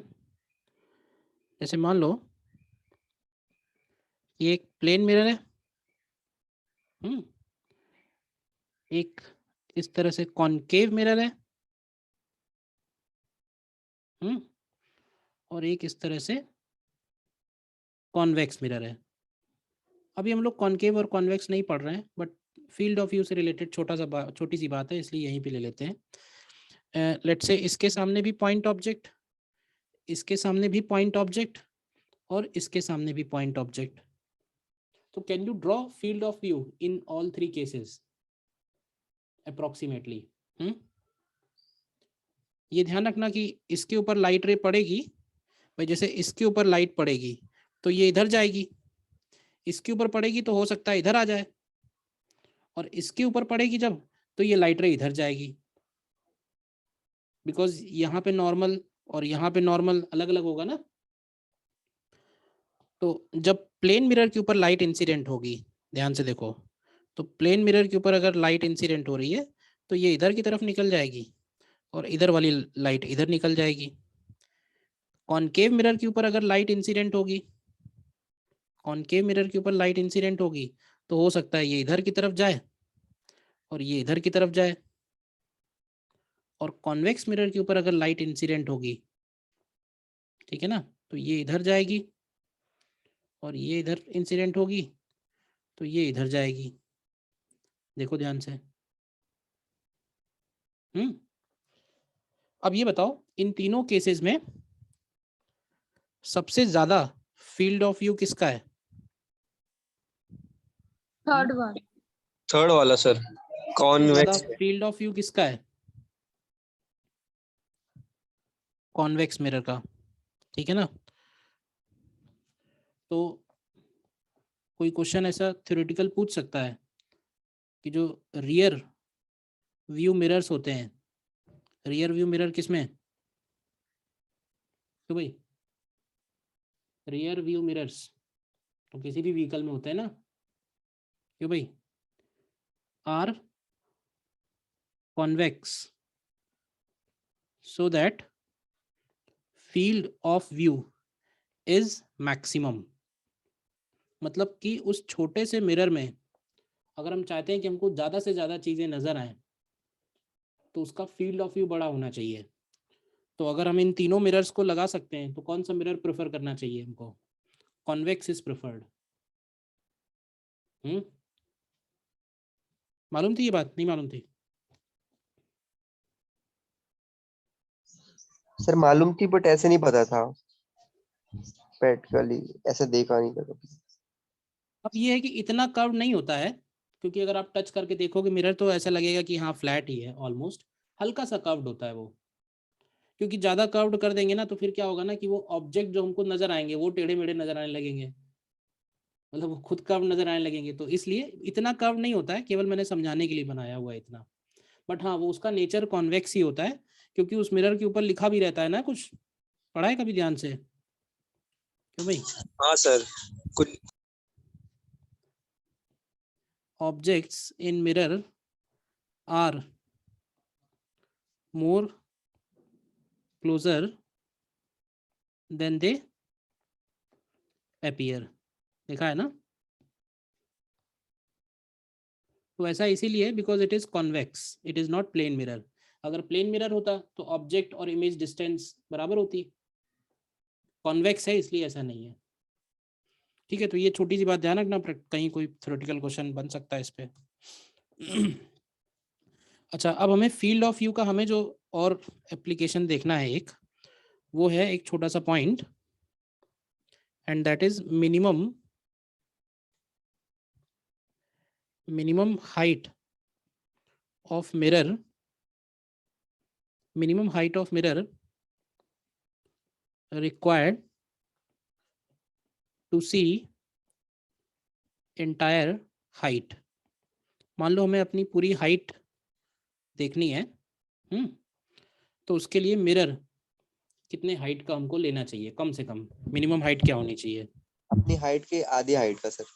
तो ये बात काफी पहले से पढ़ी हुई है तो पता है, ठीक है, बट ये इसमें थोड़ी सी इंफॉर्मेशन और जरूरत है।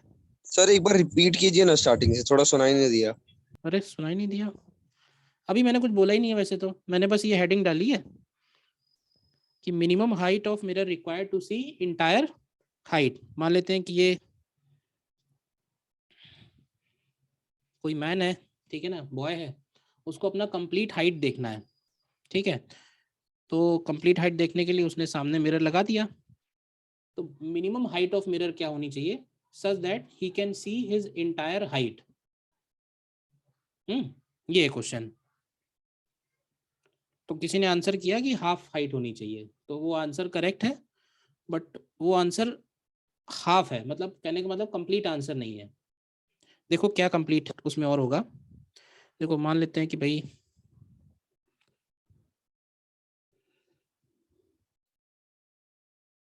ठीक है, इसका इमेज बना लेते हैं। अब इमेज भी इसका उतने ही डिस्टेंस पे लगभग बनेगा।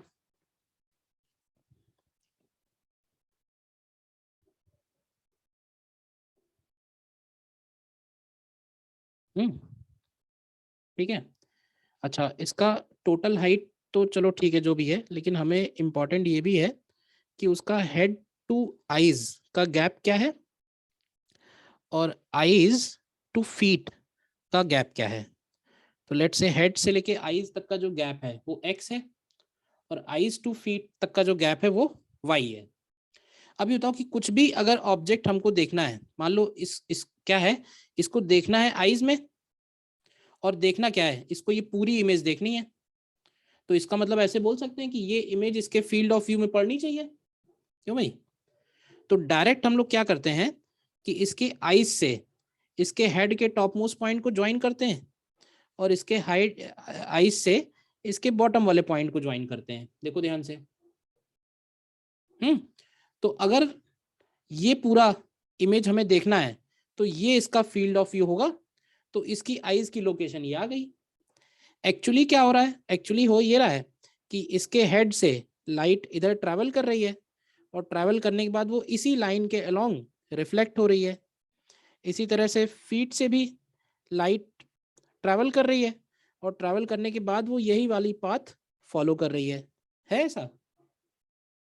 भाई हेड का टॉप मोस्ट पॉइंट दिखाई दे और फीट्स का बॉटम मोस्ट पॉइंट दिखाई दे तो बोल सकते हैं ना कि कंप्लीट हाइट हमें विजिबल है, क्योंकि बाकी सारी लाइट रेज तो इसके बीच में ही आएंगी, बाकी सब तो इसके बीच में ही होगा। हमने एक्सट्रीम कॉर्नर्स को स्टडी कर लिया कि एक्सट्रीम कॉर्नर्स हमें दिखाई दे रहे हैं, तो जो मिरर की रिक्वायरमेंट आएगी वो इन्हीं दोनों पॉइंट्स के बीच में आएगी बस। मतलब अगर इतना मिरर है तो बाकी सारी जो लाइट रेज हैं वो इसी मिरर के ऊपर ही आएंगी और बाकी सबका रिफ्लेक्शन भी हो जाएगा। So this is the minimum height of mirror. बताइए पहले, रे डायग्राम क्लियर है? पर सर वो डिस्टेंस जो होगा वो अलग होगा ना, मतलब क्योंकि अगर, हेलो सर। हाँ बोलिए बोलिए, सुन रहा हूँ मैं। सर अगर जैसे एक मिरर में देख रहा है तो सर उसकी डिस्टेंस दूर रहेगी तो ही वो इंसान पूरा एंगल पे दिखेगा ना। मतलब आप बात कर रहे हो इस डिस्टेंस की? Yes sir. एक्चुअली क्या अभी हम लोग रिजल्ट लिखेंगे तो क्या है कि ये एक इंटरेस्टिंग बात है जो फील नहीं होती है कि इस डिस्टेंस पे ये रिजल्ट डिपेंड नहीं करेगा। इस डिस्टेंस पे ये रिजल्ट हमारा डिपेंड नहीं करेगा, मतलब वो मिरर से कितना दूर है उस पर डिपेंड नहीं करेगा। सर फॉर एन एग्जांपल, अगर मैं एक मिरर के सामने अगर सामने, तुम जो क्वेश्चन पूछ रहे हो मैं समझ गया हूँ, बट है क्या कि मैंने क्या कहा था सबसे पहले कि ये जो रिजल्ट आपने बोला कि हमें हाफ हाइट का मिरर चाहिए, बट वो हाफ हाइट का मिरर ना रखा भी एप्रोप्रिएट लोकेशन पे होना चाहिए। अगर वो उस एप्रोप्रिएट लोकेशन पे नहीं रखा हुआ है तो हम जब आगे पीछे होंगे तो हमारी हाइट चेंज होती रहेगी, तो हमें ऐसा अपीयर होगा कि पीछे जाने पे हमें ज्यादा दिख रहा है, आगे आने में कम दिख रहा है, क्योंकि वो जो मिरर में आप एक्सपेरिमेंट कर रहे हो वो मिरर आपके हाफ हाइट का नहीं है, और अगर हाफ हाइट का है तो वो एप्रोप्रिएट लोकेशन पे नहीं रखा हुआ है। अभी हम लोग इसकी लोकेशन की भी बात करेंगे। अब ये जो मिरर निकल के आया है ये इसी पोजीशन पे होना चाहिए ना, कि हम इसको यहां रख देंगे तो भी नजर आएगा क्या?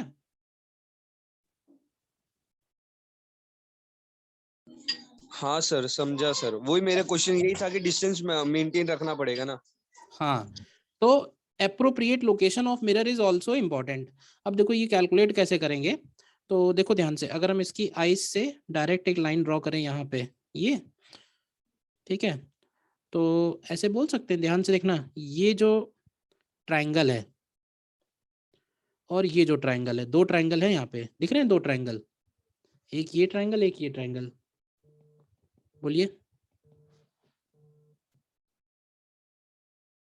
यस तो अगर ये वाली हाइट x है, तो क्या ये वाली हाइट x/2 हो गई, ये हाइट x/2, क्योंकि ये वाली हाइट x है, देखो ध्यान से।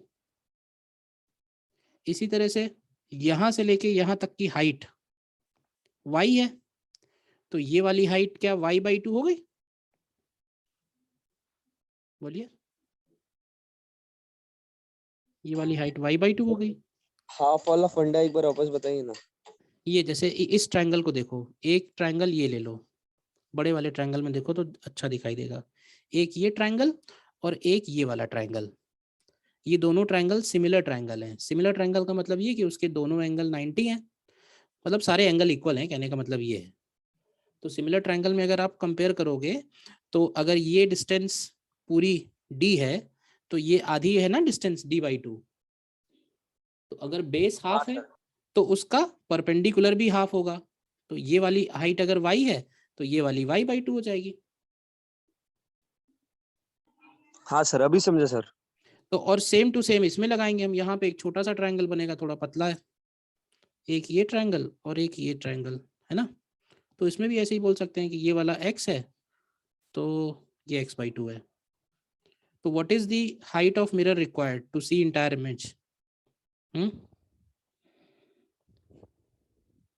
y/2 नहीं, टोटल लो ना, hence minimum height of mirror, minimum length of mirror, mirror required, तो ये मिनिमम लेंथ निकल के आया x + y/2, तो बेसिकली h/2 है, ठीक है। बट फिर अब मेरा दूसरा क्वेश्चन ये है कि ये मिरर कहाँ पे रखा होना चाहिए, what should be the location of mirror. तो ध्यान से चेक करो, तो इसका लोकेशन ग्राउंड से कितने हाइट पे होना चाहिए, ये लेंथ कितना होगा? Sir, half of the height. नहीं नहीं, हाफ ऑफ द हाइट नहीं होगा, y/2 होगा। ये पूरा y है ना, यहाँ से लेके यहाँ तक का y है, और ये y/2 है, तो ये जो बचेगा ये भी y/2 बचेगा ना। Yes sir. तो पूरी बात ये होगी कि and it should be placed such that lowest point of mirror is at a height y/2 from ground. Now what is x, what is y? x is I से head के top most point के बीच का हाँ, distance. Diagram सही से copy कर लो तो देखो। Yes sir.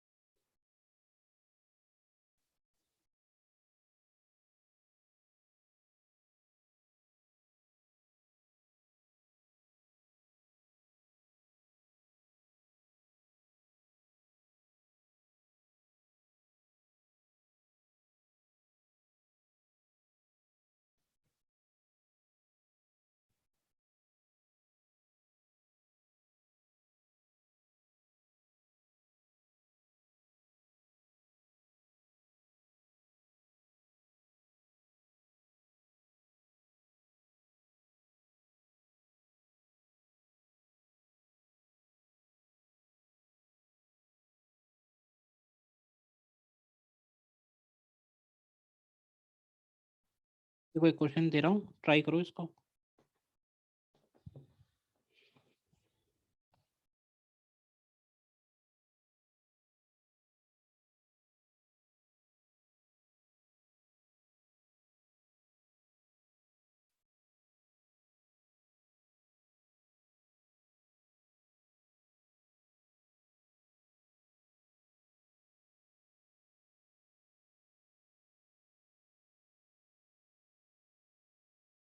क्या है कि अगर आप ये रिजल्ट ध्यान रखते हो ना, तो हमको डायग्राम नहीं, क्योंकि डायग्राम बनाएंगे ना तो उसमें फंस जाएंगे, उसमें लगेगा टाइम, ठीक है ना। समझने के लिए तो समझ लिया, बट अब ध्यान रखो इस चीज़ को कि मिरर जो है वो यूजफुल मिरर कब बोलेंगे उसको।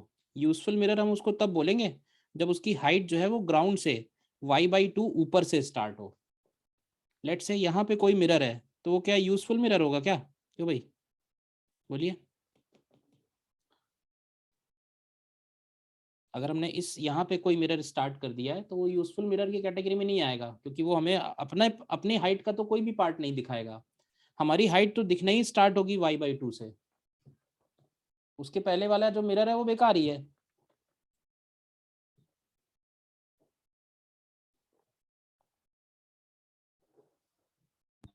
सर एक बार क्वेश्चन समझाइए ना। क्वेश्चन में बहुत सीधा सीधा सा है। देयर इज अ मॉडल जिसका हाइट गिवन है, कितना गिवन है 178 सेंटीमीटर, और उसके सामने मिरर है, मिरर का हाइट कितना है 100 सेंटीमीटर, ठीक है। अब मॉडल की जो आईज हैं, आईज का लेवल जो है वो ग्राउंड से दिया हुआ है 170 सेंटीमीटर, और लोएस्ट पॉइंट ऑफ मिरर जो है वो 48 सेंटीमीटर फ्रॉम ग्राउंड है। तो पूछा हुआ है कि अपने हाइट का उसको कितना लेंथ नजर आएगा। इसका मतलब पूरा लेंथ तो नजर नहीं आ रहा है उसको, in spite of the mirror is more than h/2, mirror is more than h/2 ना, but still she cannot see her entire image because the position of mirror is not appropriate. तो इसको ऐसे ही एक डायग्राम मैं समझाने के लिए बना देता हूँ। देखो सपोज ये हो गई मॉडल, ये उसका हेड का पॉइंट हो गया, ये उसकी आईज हो गई, ये उसके फीट हो गए, बोलिए, ठीक है। और क्या क्या गिवन है हमको, ये पूरा हाइट गिवन है 178, या ऐसे कह दो कि आई लेवल गिवन है हमको कितने डिस्टेंस पे 170, तो हेड टू आई लेवल का डिस्टेंस कितना हो जाएगा, ये दिया हुआ है 8 सेंटीमीटर, यानी x का वैल्यू 8 है, x का वैल्यू 8 है और y का वैल्यू 170 है। देन सामने जो मिरर है, मिरर का हाइट है 100 सेंटीमीटर, लेकिन मिरर का जो लोएस्ट पॉइंट है, मिरर का लोएस्ट पॉइंट कितने हाइट से शुरू हो रहा है, mirror is 100 centimetre, mirror is 100 centimetre, but mirror का जो लोएस्ट पॉइंट है वो कितने हाइट से शुरू हो जा रहा है, तो वो शुरू हो जा रहा है ग्राउंड से 48 सेंटीमीटर पे। ये है क्वेश्चन। तो पूछा ये है कि उसको अपने हाइट का कितना पोर्शन नजर आएगा। पूरा नहीं नजर आ रहा है, इसका क्वेश्चन पढ़ के तो यही पता चलेगा, पूरा नहीं नजर आ रहा है ना। तो देखो हम लोग क्या करेंगे, पुराना वाला जो रिजल्ट है वो दिमाग में रखेंगे। यूजफुल लेंथ ऑफ मिरर कहाँ से स्टार्ट होती है, क्यों भाई, y/2 y/2 से। So what is y/2, 85 what is y/2, 85 y/2 is 85 centimetre. तो ये बताओ कि इस लाइन के बिलो जितना मिरर है वो बेकार है ना, यस सर। तो उसको हटा दो। ये कितना लेंथ है, इसको हटाओ। -48 हाँ, is 33 सर। और यूजफुल लेंथ कितनी है मिरर का, ये निकालो, बस इतना है कैलकुलेशन।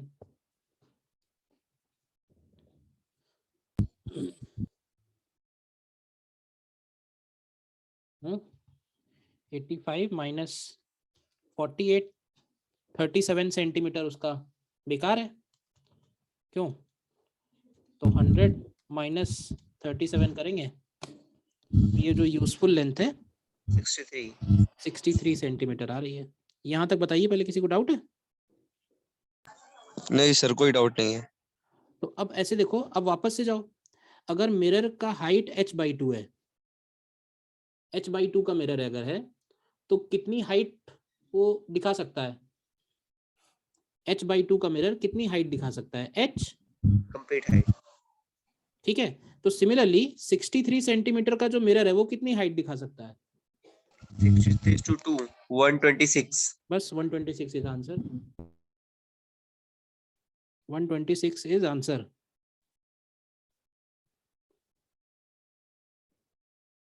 Length visible. तो अगर आप रिजल्ट याद रखोगे तो बहुत आसान है फिर ये क्वेश्चन, और अगर रिजल्ट वो नहीं पता है तो ये बहुत डिफिकल्ट क्वेश्चन है। सर अगर एग्जाम के पॉइंट ऑफ व्यू से देखा जाए तो 63 जैसे अगर हम लोग को जैसी वैल्यू मिल जाएगी इंटू 2 कर देने का ना। हाँ बट 63 हमने कैलकुलेट किया ना।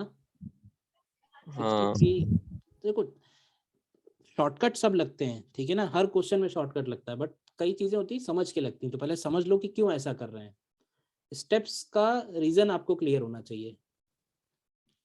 मैंने कैलकुलेशन मिस्टेक कर दी क्या? 57 बोल रहा है कोई, एक सेकंड। 85 माइनस 48 37, नहीं सही तो किया है ना?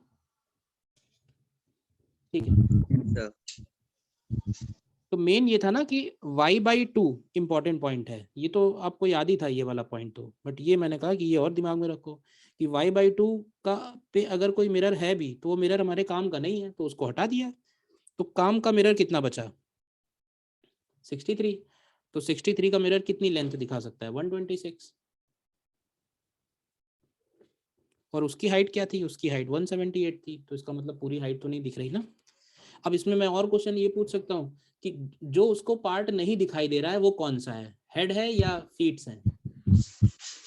हेड वाला पार्ट नहीं दिखेगा या फीट नहीं दिखेगा? फीट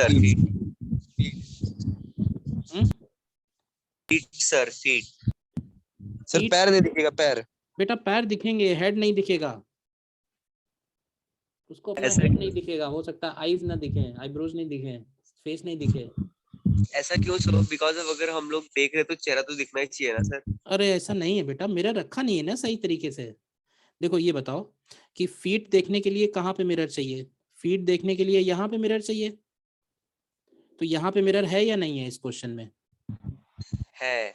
तो फिर हेड वाला जो पॉइंट है यहाँ पे नहीं होगा, क्योंकि मिरर यहीं तक है। सपोज मिरर की लेंथ कम है ना, 63 है, तो ये वाला पॉइंट अवेलेबल नहीं है। क्लियर है डाउट?